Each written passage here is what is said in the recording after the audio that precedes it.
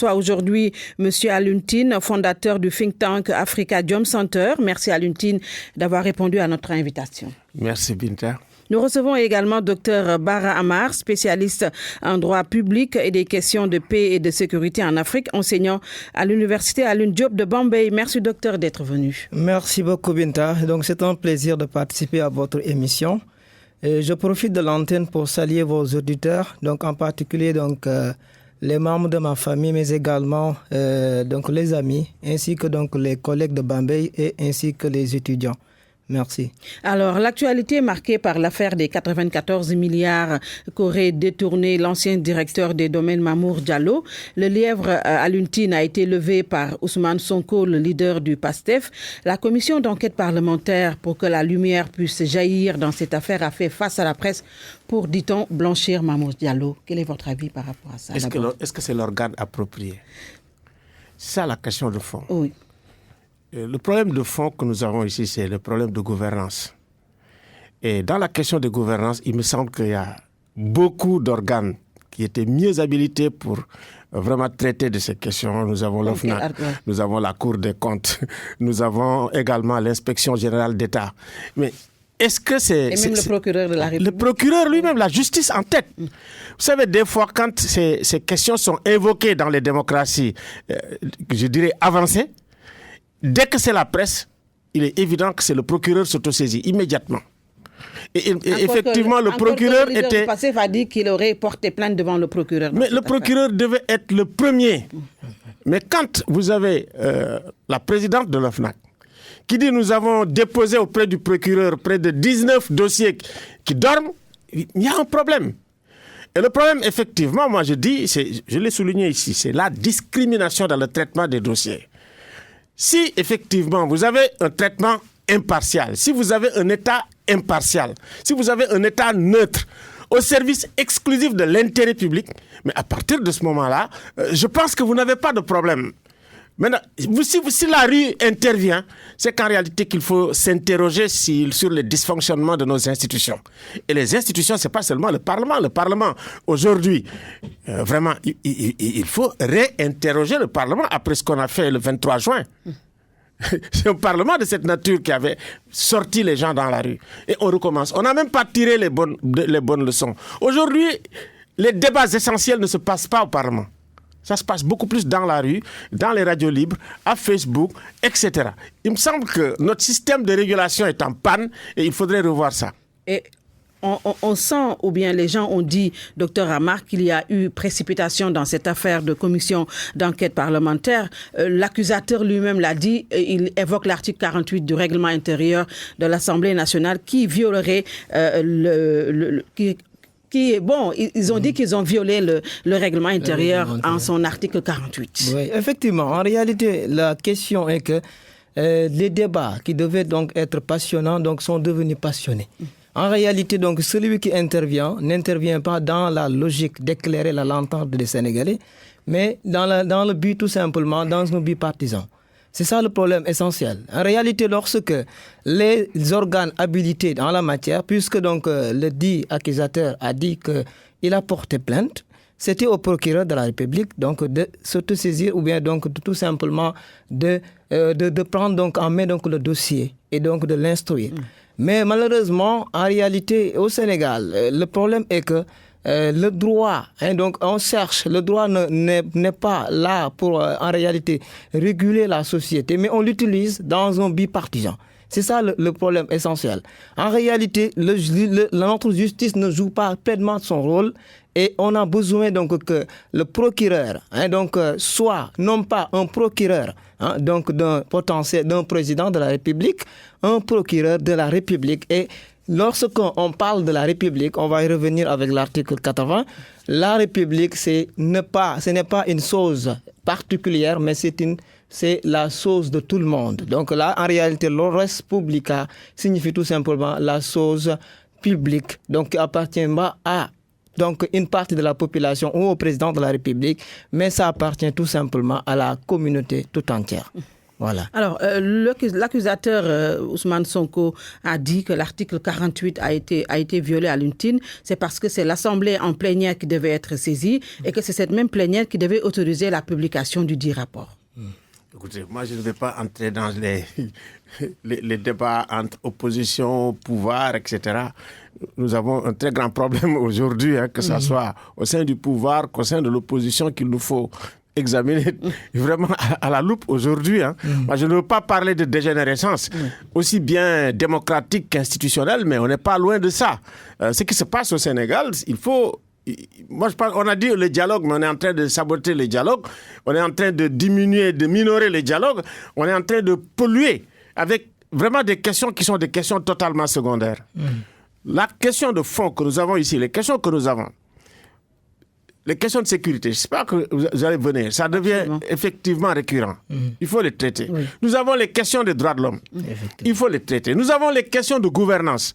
Et vraiment, les dysfonctionnements sont graves, sont récurrents et presque permanents. Donc, le malaise, il est là, il est général. Le président de la République avait appelé à un dialogue politique. Même dans le cadre du dialogue politique, on a l'impression que c'est encore la panne.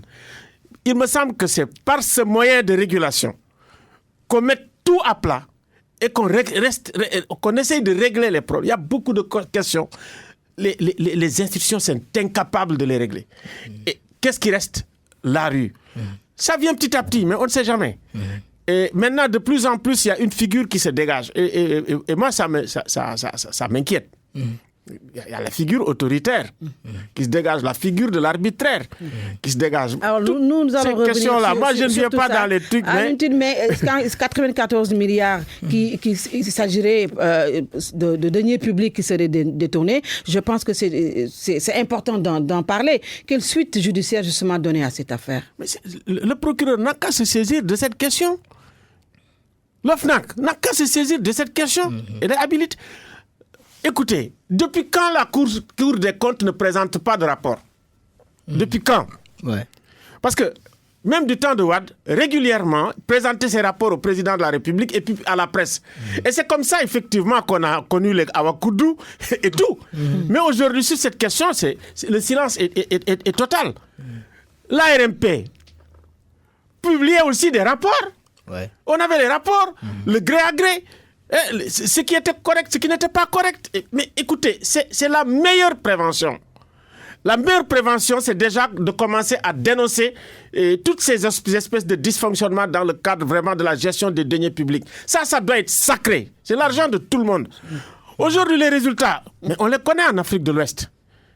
En Afrique de l'Ouest, rien qu'en 2017-2018, vraiment, c'est plus de 3000 personnes d'Africains de l'Ouest qui sont morts dans la Méditerranée, qui sont morts dans le désert. Pourquoi? Mais justement, c'est la malgouvernance. Effectivement. Aujourd'hui, on n'a même pas des hôpitaux capables de soigner nos élites elles-mêmes qui nous dirigent.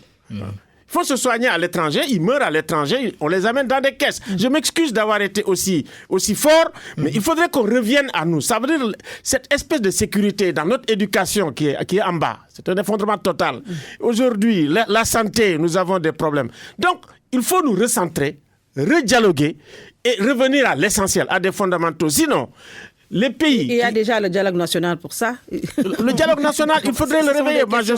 C'est des questions. Il faut qu'on revienne sur le dialogue national. Il faut que les hommes politiques, les leaders politiques, toutes tendances confondues, je dis, de revenir.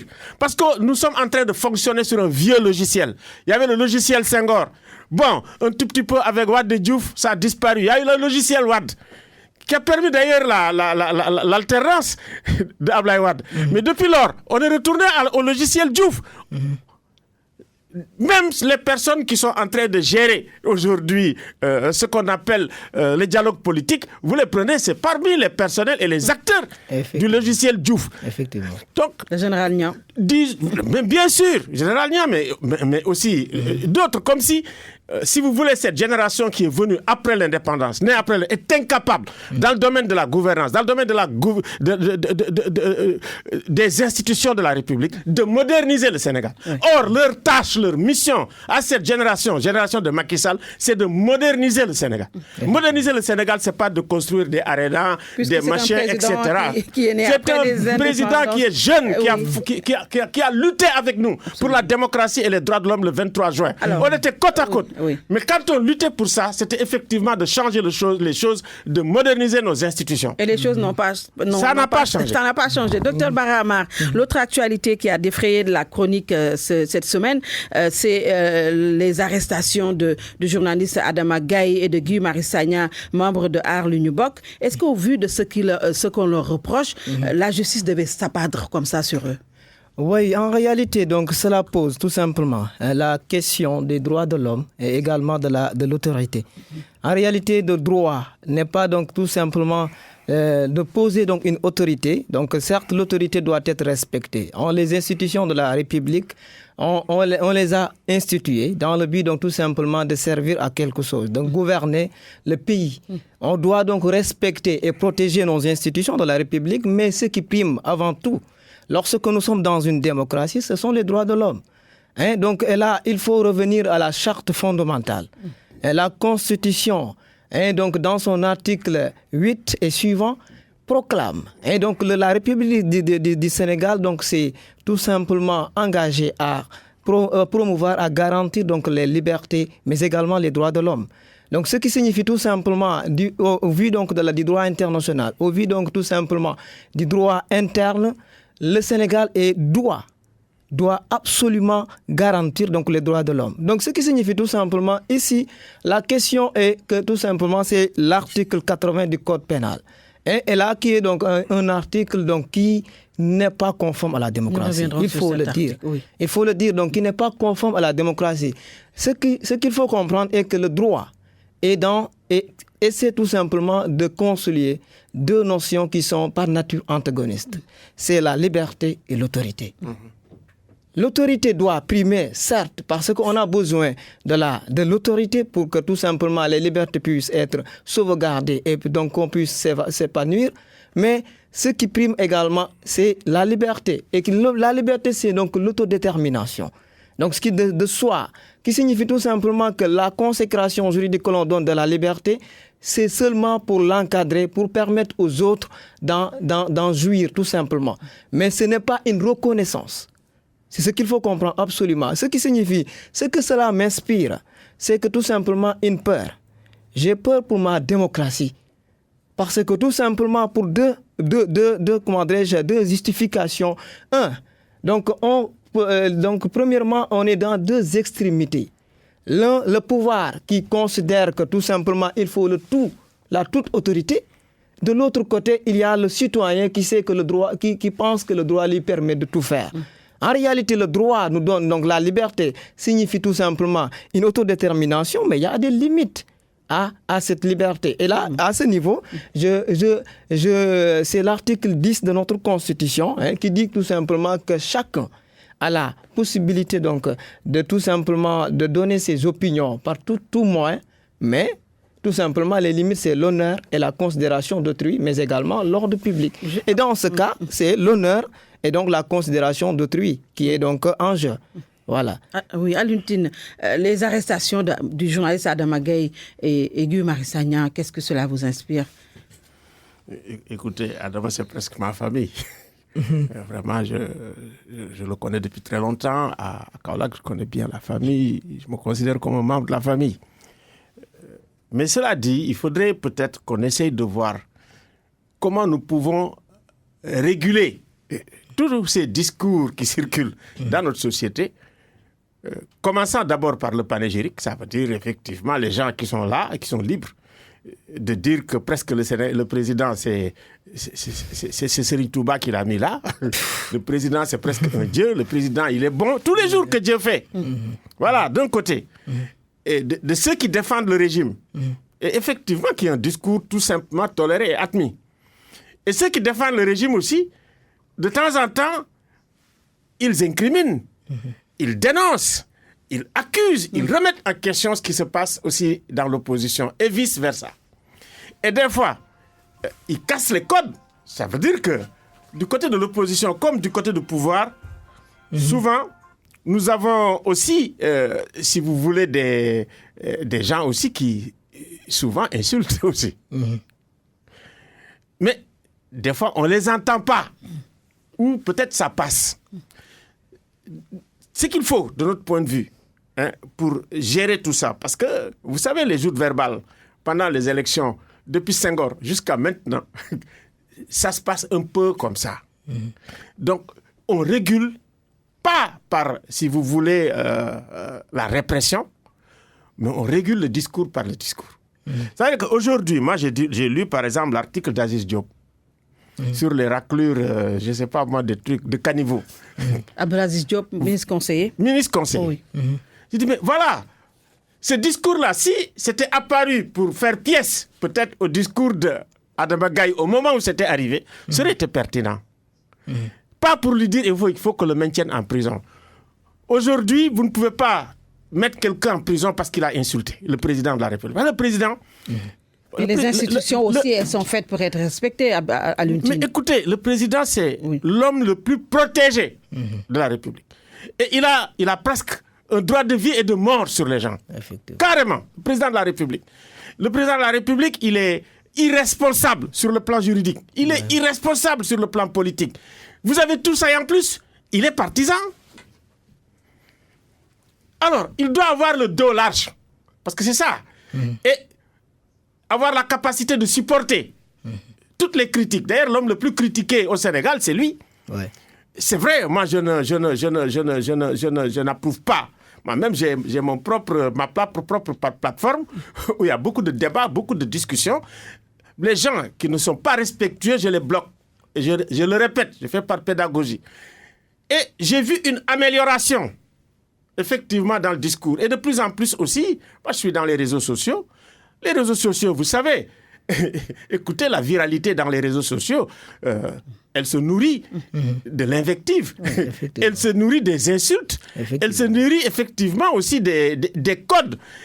Et vous savez, tout n'est pas mauvais dans les réseaux sociaux. Pour moi, c'est une compétence universelle. Si vous allez dans les réseaux sociaux pour voir ce que vous voulez chercher, vous allez trouver ça dans les réseaux sociaux. Maintenant, c'est à nous peut-être de voir comment nous pouvons réguler. Même les insultes. Mais il y a une littérature des insultes chez nous.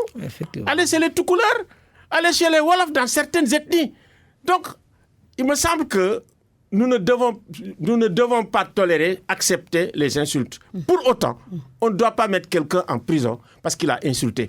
Le cas de Guy Marius, c'est scandaleux. Moi, je ne vois pas ce que Guy Marius a fait qui mérite qu'on le mette en prison. Ce n'est pas possible. Effectivement. Qu'est-ce que Guy Marius a fait? Cette détention, elle est purement arbitraire. C'est la déclaration qu'il aurait fait après le décès de Tanor, que nos élites vont se soigner à l'étranger, alors que 40 ans de règne, ils n'ont rien pu faire pour relever les plateaux techniques. Ça, c'est pas ce qui est apparu dans le dossier. Attention, le seul fait, effectivement, que cette déclaration lui ait valu d'aller en prison, ça a été repris par le monde. Vous savez, ça veut dire que la question de fond... surtout des interventions, comment dirais-je, sanitaires, des évacuations sanitaires, ça a été repris dans le monde comme question de fond. Ça a été repris dans Jeune Afrique comme question de fond. Ça a été repris dans toute la presse. Donc, il n'a pas soulevé un petit lièvre. Au contraire, ça nous permet de dire maintenant, nous avons besoin dans notre souveraineté d'avoir une souveraineté vraiment sanitaire. Et qu'effectivement, nos élites qui nous gèrent, qu'eux aussi, effectivement, qu'ils nous construisent des hôpitaux où ils se soignent et où ils meurent. Absolument. Qu'ils nous construisent des universités où, effectivement, étudient leurs enfants, et grandissent et tout. Mais il ne faut pas, effectivement, qu'il y ait, ici, au local, les gens, ils font pour le peuple, et puis maintenant, à l'extérieur...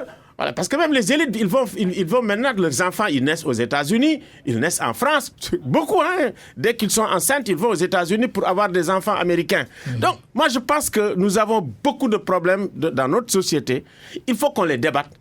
Et puis, aujourd'hui, si vous ne voulez pas que le discours de l'opposition ou le discours des activistes soit un discours dangereux, menaçant, mais... Pourquoi les gens, il y a quelqu'un qui l'a dit, je le souligne, on ne les invite pas, par exemple, à la RTS. Mais il y a des gens qui sont bannis. Il y a une forme de discours.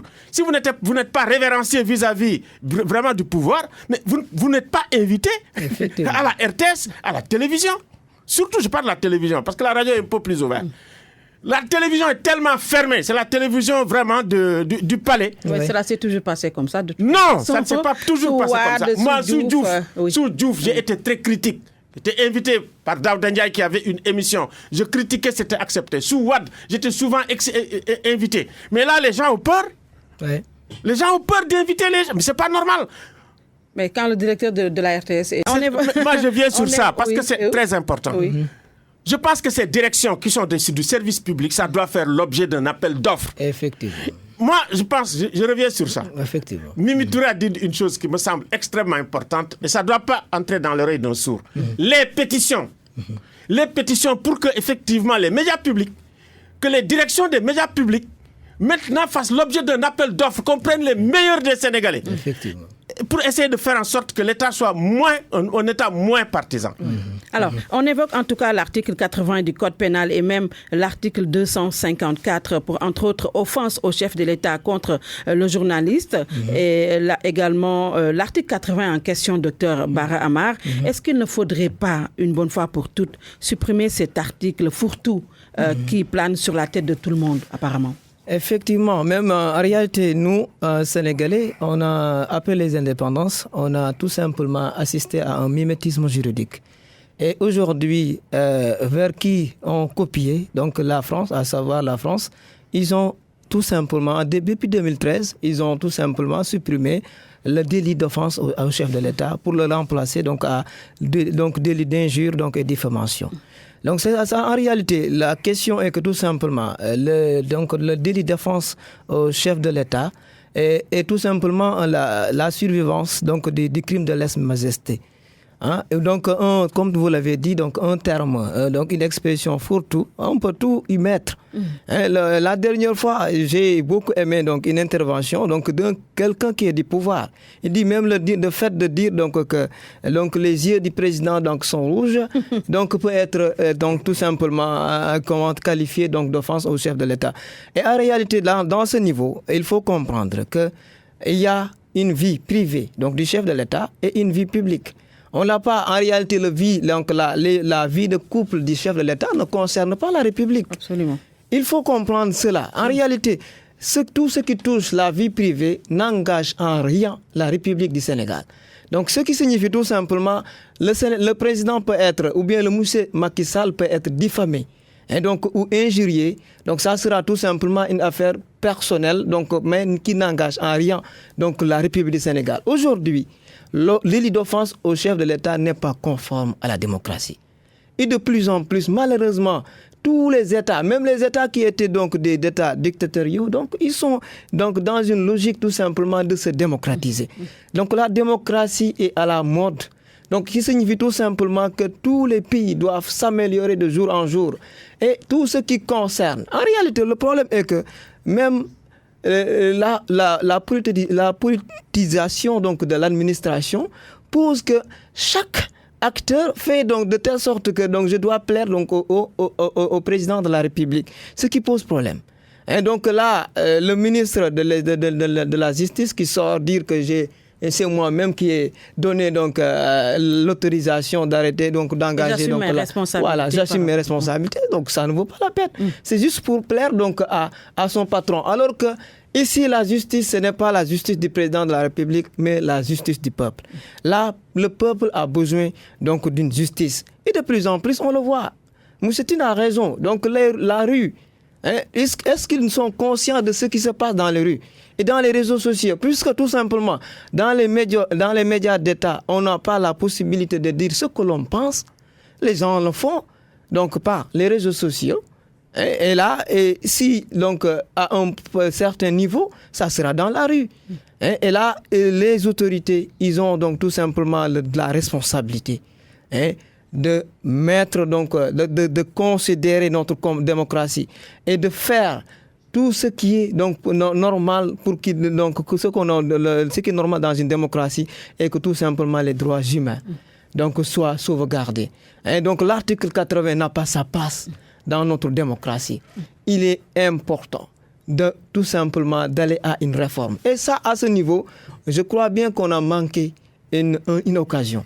En 2016, notre code pénal a été revu dans le contexte tout simplement d'intégrer donc les éléments sur le terrorisme. Et là, ce qu'ils doivent savoir est que il fait partie donc des éléments de lutte contre le terrorisme, la gouvernance. La gouvernance, le fait même donc de tout simplement de faire tout l'autorité. Il y a des gens qui sont devenus des terroristes pour la bonne simple raison qu'ils ont bombardé leur maison. Ils ont bombardé leur maison, donc en réalité, donc, à ce niveau, le citoyen est entre, est-ce que c'est mieux d'aller de se ranger donc, du côté de l'État qui a bombardé donc, tout simplement donc, ma maison, ou bien donc, du côté du terroriste qui me donne parfois même salaire. Hein. Donc, ce qui se pose tout simplement, au Sénégal, il y a un problème de gouvernance. Alors, en tout cas, dans l'opposition à l'UNTIN, on promet toujours, une fois arrivé au pouvoir, de supprimer l'article 80, mais à l'arrivée, on se rend compte que rien n'est fait. Est-ce que cela veut dire que l'article 80 constitue pour les tenants du pouvoir une arme contre leurs adversaires? Écoutez, depuis les arrestations de Talla Sylla, à l'époque, c'était dans les années 90, de Mme Bassok, avec effectivement atteinte à la sûreté de l'État. C'est pour ça que je dis, ça nous donne des idées noires. Je me dis, tiens, on est retourné dans ce logiciel-là. Effectivement. Le logiciel répressif, autoritaire, donc cette figure qui ressurgit. Il me semble qu'aujourd'hui, sincèrement, je reviens encore à la pétition.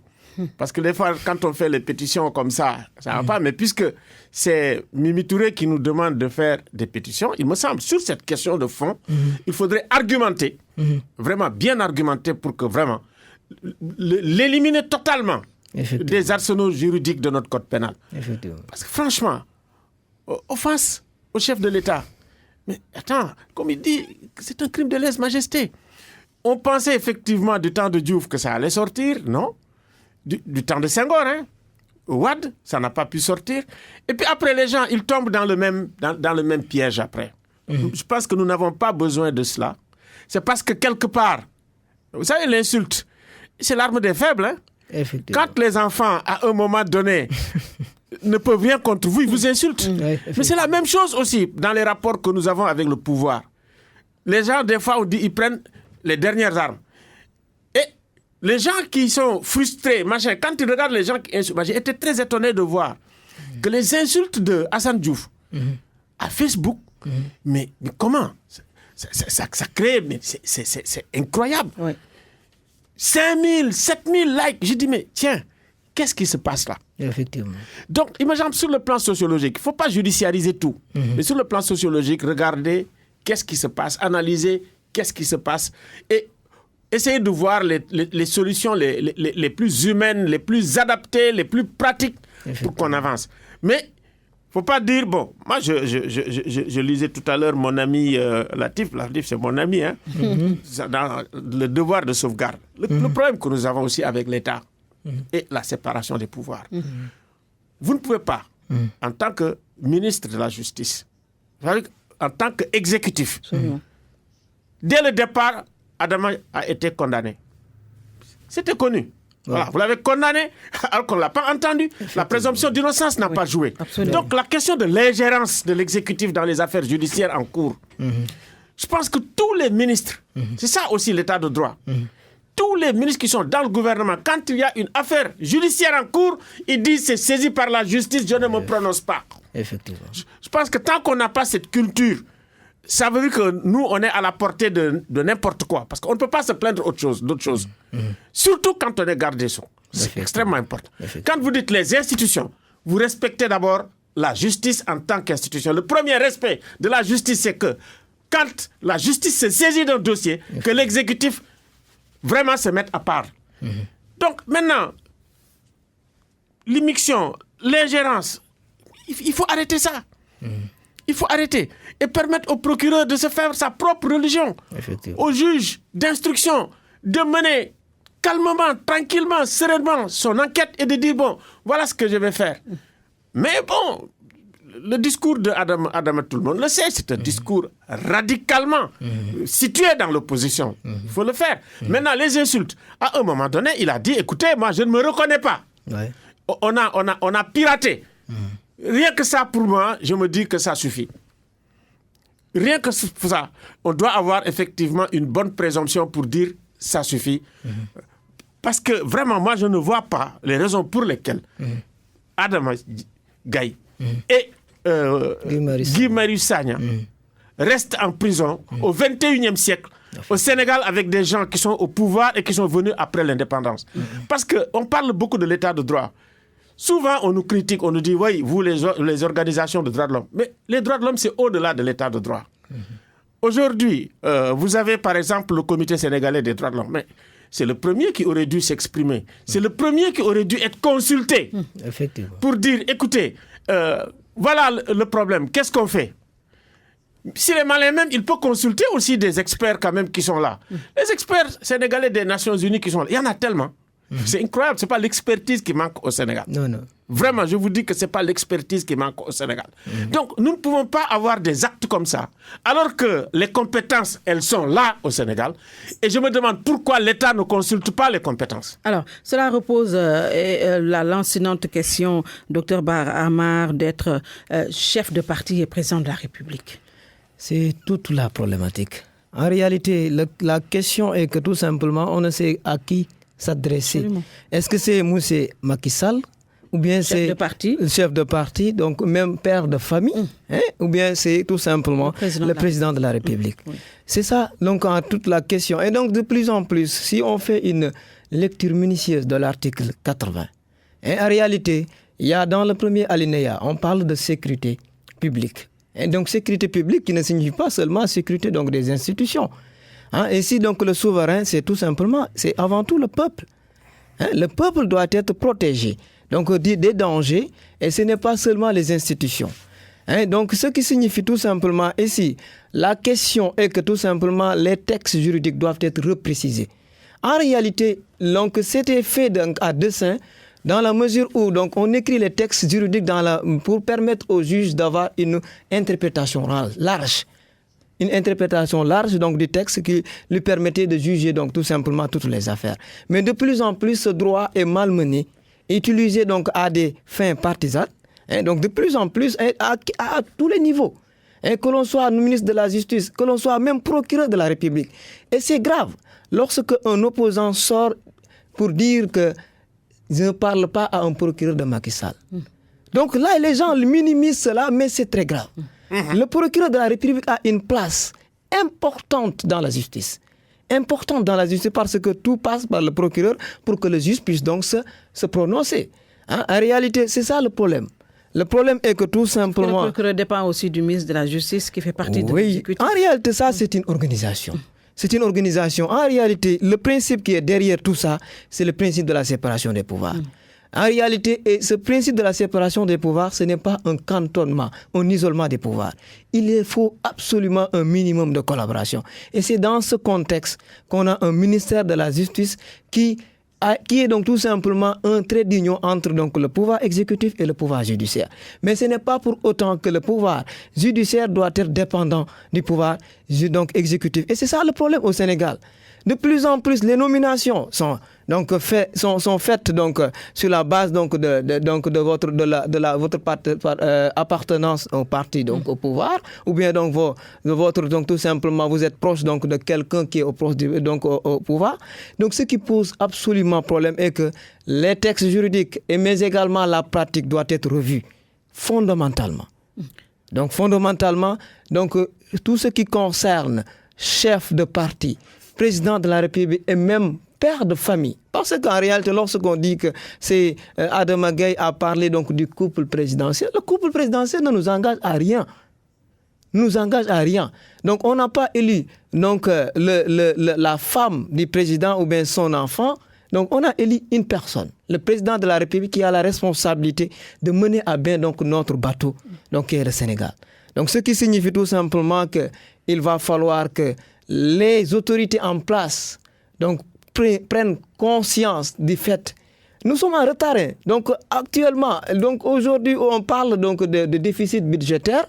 On se contente donc d'arrêter donc des opposants ou bien donc des journalistes. Absolument. Ça, c'est grave. Oui. Donc les pouvoirs publics sont interpellés de même que le peuple. En tout cas, cette question d'être chef de parti et président de la République à Alioune Tine avait été prise en compte par les assises nationales et on avait même dit à l'époque que le président de la République avait émis des réserves sur ce point-là. Il a toujours émis des réserves. Moi-même, j'ai discuté avec lui sur cette question. Mais bon, il estime. Mais les résultats sont là. Du temps du PS, c'était l'État PS, on avait quand même les bus verts. PDS, ça, l'État n'a pas de couleur. Effectivement. PDS, on avait les jaunes et bleus. Et aujourd'hui, c'est marron-beige. Vous prenez les bus, vous prenez tout. Mais ce n'est pas ça le Sénégal. Non. Alors, si nous voulons construire le Sénégal, il nous faut construire un État neutre. Effectivement. Maintenant, les États partisans et puis les dysfonctionnements dans la gestion des affaires publiques, ça veut dire surtout des deniers publics, ça veut dire la question de la corruption. Mais toutes ces questions-là ont mené des États carrément dans l'effondrement. Effectivement. Je vous assure. Donc, il faut qu'on fasse attention. Parmi les menaces, les pires menaces aujourd'hui dans un État, c'est le fait effectivement qu'il y ait des glissements. Je ne dis même pas État partisan. Nous avons eu des États partisans, nous avons des États familiaux, nous avons des États claniques. Et ça, c'est extrêmement dangereux. C'est peut-être petit à petit la fin de l'État et le début de l'effondrement de l'État. Nous devons revenir sur les fondamentaux, nous devons reconstruire, mais vraiment le faire en toute sérénité. Savoir aujourd'hui qu'il y a des pays, ça a commencé comme ça, et puis après aujourd'hui, ces pays sont tellement faibles, l'État est tellement faible, parce que l'État a été détruit de l'intérieur par les fils de l'État eux-mêmes. On peut donner des exemples, je ne veux pas donner des noms de pays ici, mais quand vous regardez ça. Donc, il nous faut, nous, par rapport effectivement aux menaces, parce que la question de la sécurité, c'est pas seulement les armes, c'est pas seulement la force. On a vu des dictatures vraiment féroces, fortes, tomber comme des feuilles mortes aujourd'hui. Donc, c'est pas la force. Non. Aujourd'hui, il nous faut construire de façon consensuelle, discuter, débattre, parce que la vérité n'est pas avec le pouvoir, la vérité n'est pas avec l'opposition, mais discuter de la façon la plus sereine, dialoguer de la façon la plus sereine, de la meilleure manière de moderniser le Sénégal. Mais la vérité, c'est dans les interactions sociales que ça va faire bouger. Bon, on ne dialogue plus. Voilà. Il y a quelque temps, on a dit, on dialogue, on a mis les mécanismes en place, et puis c'est tombé en panne. Il faut qu'on s'interroge pourquoi on revient tout le temps en arrière, on marque le pas. Et ça aussi, c'est un signe de déclin d'une civilisation. Nous sommes en train moi je suis en train d'analyser sur le plan même mondial les phénomènes de décivilisation. Et nous, on n'échappe pas à ces phénomènes-là, sur tous les plans, y compris même sur le plan des menaces qui pèsent sur la planète. Mais est-ce qu'aujourd'hui, un État peut ne pas se permettre de tout faire quand il est en face d'un peuple aussi passif? On a vu ce qui se passe avec l'appel de Arlene Nubok. Le peuple ne répond jamais. Alors, si l'État n'a rien en face de lui, il peut tout se permettre. Dialoguer avec qui? Un peuple qui n'en demande pas, c'est quand même... Oui, effectivement. En réalité, j'ai beaucoup aimé donc, le terme revenir donc, aux fondamentaux. En réalité, donc, le souverain, c'est le peuple. Ce n'est pas le président de la République qui est le souverain. Le souverain, c'est le peuple. Certes, le peuple sénégalais donc, est démocratique. En réalité, donc, on s'exprime lors des élections. Oui. On s'exprime lors des élections. Oui, c'est suffisant. En réalité, donc, ce qu'il faut comprendre est que la démocratie, donc lorsqu'on parle de l'aide de pouvoir public, on parle donc des fondements donc du pouvoir. Les fondements est que tout simplement la souveraineté appartient au peuple ou à la nation. Donc, puisque tout le monde ne peut pas gouverner, il est forcé qu'on choisisse parmi nous donc des gens qui vont décider à notre nom et à notre place. C'est seulement cela. Certes, il va falloir que le peuple sénégalais savent plutôt qui mettre donc à la tête de l'État. Et donc le choix, Certes, on voit de plus en plus que le choix n'est pas rationnel. Donc, le choix donc, de nos dirigeants n'est pas du tout rationnel. Donc, généralement, c'est donc, les fonds, les petites sommes qu'on reçoit à la veille des élections qui dirigent donc notre choix. Et ce n'est pas tout à fait cela. Et là, de plus en plus, les programmes sont élagués au second plan. Et donc, même presque... En réalité, même le président Sall, je fais partie de ceux qui se sont intéressés à son programme en 2012, mais ce programme était excellent, mais donc la mise en œuvre de ce programme pose absolument problème. Donc, ce qui signifie seulement, certes, on peut dire qu'on ne voit pas le peuple, mais donc le peuple, une fois qu'il fait son choix, ne doit pas être vu. C'est aux autorités maintenant de faire, donc de tout simplement de mettre en œuvre les choix du peuple. Et donc et là, ce qui signifie tout simplement que le pouvoir en place a une responsabilité. Une responsabilité et surtout l'opposition. Et de plus en plus, une opposition, ce n'est pas seulement de dire ce n'est pas bon. De dire parfois, c'est-à-dire que l'opposition doit être dans une démarche constructive. Et donc tout simplement proposer parfois donc des solutions et de ne pas dire que tout n'est pas bon. Et lorsque donc vous critiquez de cette manière, donc vous n'êtes pas entendu du tout. Donc c'est cela en réalité. Donc pour résumer, le peuple a fait son choix, même si son choix doit être de plus en plus rationnel, mais c'est à l'opposition maintenant de jouer son rôle. Et là, de plus en plus, donc le problème se pose. Donc l'opposition ne joue pas tellement son rôle et le pouvoir également donc, ne joue pas vraiment son rôle. C'est ça le problème. Voilà.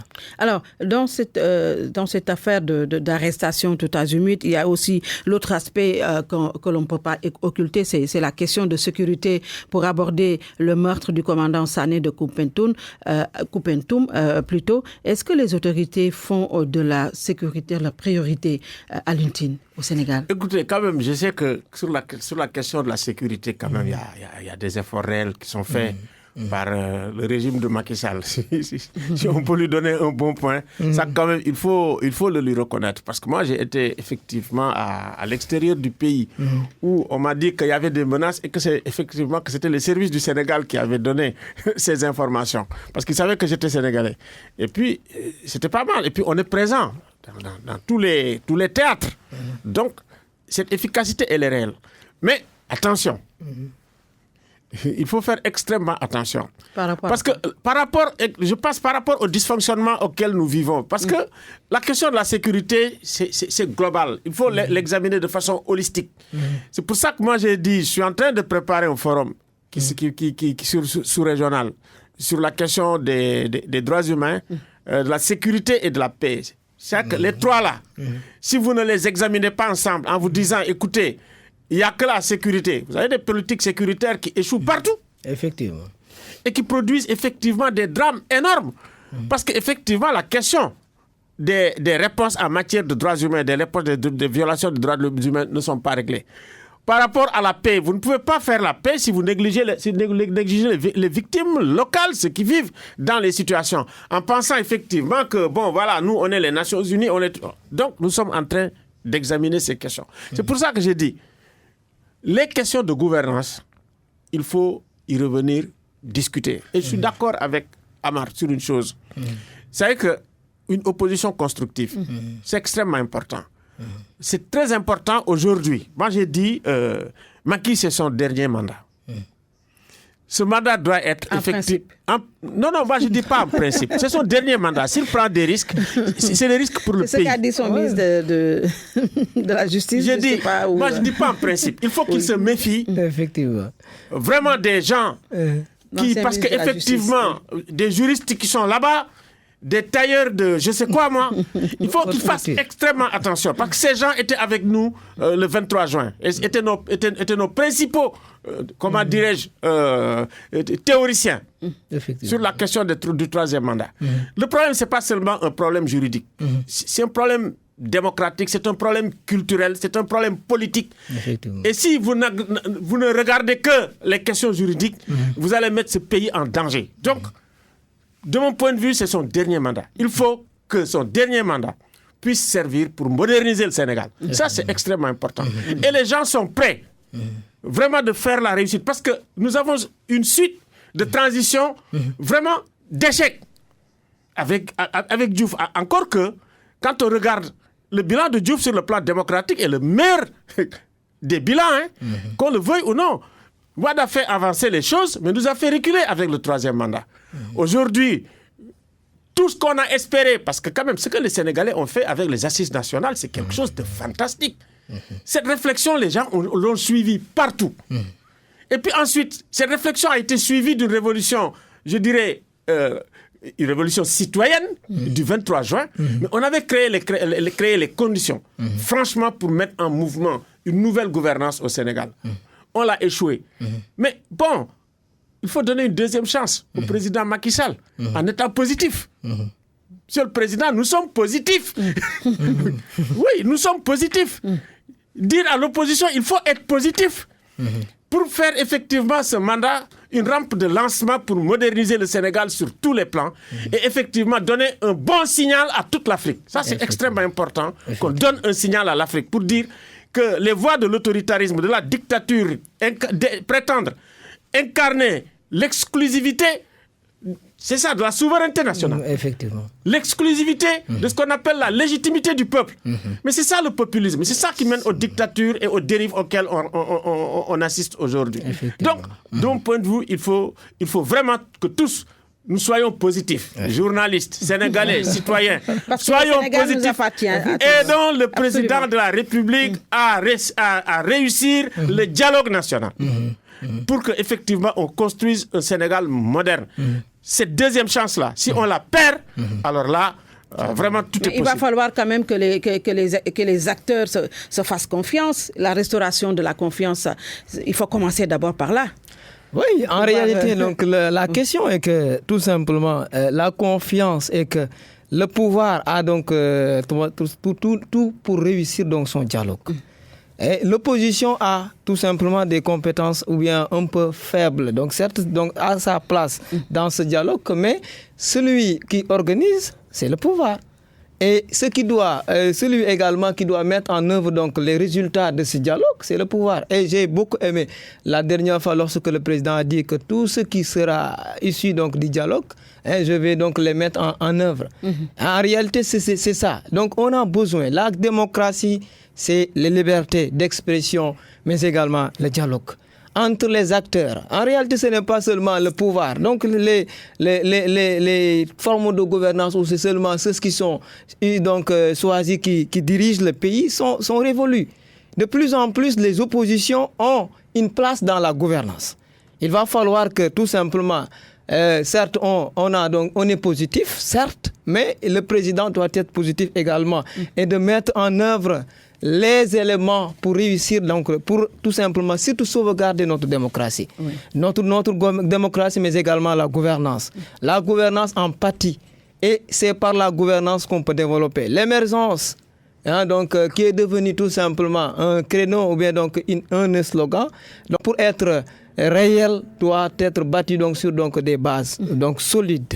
Donc, ce qui signifie tout simplement que l'opposition, comme donc, parti au pouvoir, ils ont une responsabilité.